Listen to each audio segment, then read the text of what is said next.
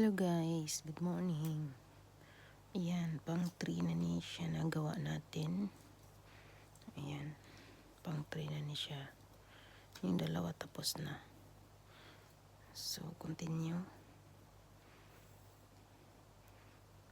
Tingnan ko ang anim na ganito, ilan ang magawa ko sa 6. Kung ilang pillowcase magawa ko. So, ayan, dito na tayo. Gawa tayo dito ng 1, 2, ayan. 3 lang siya.